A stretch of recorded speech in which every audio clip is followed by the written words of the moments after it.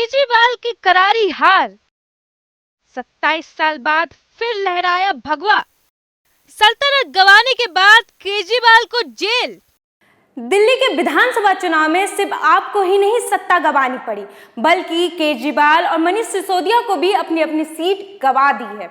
अन्ना अनशन से सियासी पिच पर उतरे अरविंद केजरीवाल ने अपने पहले ही चुनावी डेब्यू मैच से सत्ता के बाजीगर बनके उभरे थे।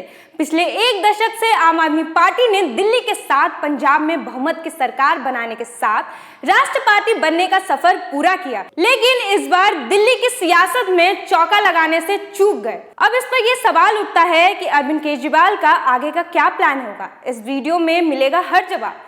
बने रहिए हमारे साथ। नमस्कार, आप देख रहे जनतंत्र टीवी का डिजिटल प्लेटफॉर्म। मैं हूं आपके साथ रुचि सिंह। दिल्ली की सल्तनत पर 11 साल तक काबिज रहे आम आदमी पार्टी को विधानसभा चुनाव में करारी मात खानी पड़ी है। आम आदमी पार्टी 22 सीटों पर सिमट गई, तो वहीं बीजेपी 48 सीटों के साथ 27 साल बाद सत्ता में वापसी करने में कामयाब रही। चुनावी हार ने केजरीवाल के दिल्ली विकास मॉडल की हवा निकाल दी है, तो वहीं साथ ही आम आदमी पार्टी के राष्ट्रीय फलक पर भर रही सियासी उड़ान पर ब्रेक लगने का खतरा मंडराने लगा है। ऐसे में सवाल ये उठ रहा है कि अब अरविंद केजरीवाल और आम आदमी पार्टी का सियासी भविष्य क्या होगा।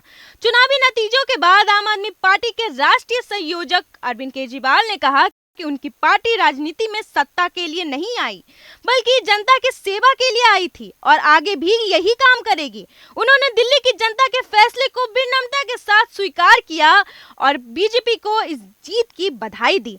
दिल्ली की सत्ता की तस्वीर पूरी तरह से बदल गई है। 27 सालों से विपक्ष में बैठने वाली बीजेपी अब प्रचंड बहुमत के साथ काबिज रहेगी। आम आदमी पार्टी 11 साल तक दिल्ली की सत्ता में रही है और पहली बार विपक्ष में बैठेगी। सत्ता में रहते हुए केजरीवाल ने विपक्षी नेताओं को मार्शल के जरिए सदन से बाहर निकलवा देते थे। केजरीवाल, मनीष सिसोदिया और सौरभ भारद्वाज जैसे दिग्गज नेता चुनाव हार गए हैं, जिनकी गैर मौजूदगी में विधानसभा में विपक्ष के नेता कौन होगा। गोपाल राय और तीशी चुनाव जीत गई हैं। ऐसे में सदन में पुरजोर तरीके से बीजेपी सरकार के खिलाफ आवाज उठानी होगी, जिसे कौन धार देगा। 2013 में आम आदमी पार्टी भ्रष्टाचार के खिलाफ लड़ाई के नाम पे राजनीति में आई थी, लेकिन बीते कुछ सालों में पार्टी खुद भ्रष्टाचार के आरोप से घिर गई। दिल्ली के शराब नीति घोटाले में मनीष सिसोदिया को सीबीआई ने गिरफ्तार किया। वहीं Satyendra Jain money laundering case में पहले ही जेल में थे। यहां तक कि चुनाव से पहले खुद पूर्व सीएम केजरीवाल को भी ईडी ने गिरफ्तार कर लिया था। इन सभी मामलों ने आपकी छवि को भारी नुकसान पहुंचाया। वहीं अपनी सरकार की बात करते हुए अरविंद केजरीवाल ने कहा, उनकी सरकार ने पिछले 10 सालों में शिक्षा, स्वास्थ्य, पानी और बिजली के क्षेत्र में बड़ी सुधार की है।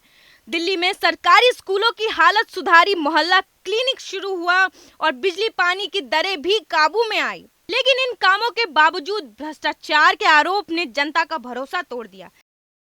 सत्ता से बाहर रहते हुए अरविंद केजरीवाल के लिए अपने नेताओं और कार्यकर्ताओं को पार्टी से जोड़े रखना आसान नहीं होगा। दिल्ली में सत्ता में रहते हुए आम आदमी पार्टी खूब फली फूली है।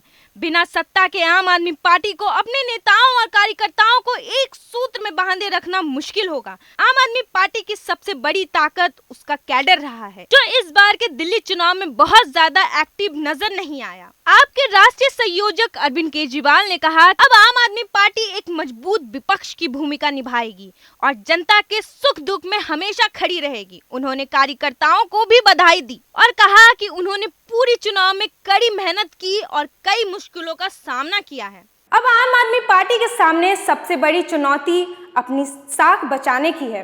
क्या वो जनता के बीच अपनी पुरानी छवि दोबारा बना पाएगी, या ये हार आपकी अस्तित्व के लिए संकट बन जाएगी? ये तो आने वाले वक्त में ही पता चलेगा। जो भी दर्शक इस वीडियो को देख रहे हैं, आपकी क्या राय है? कमेंट सेक्शन में हमें जरूर बताइएगा। खबरों का सिलसिला यूं ही चलता रहेगा। नमस्कार।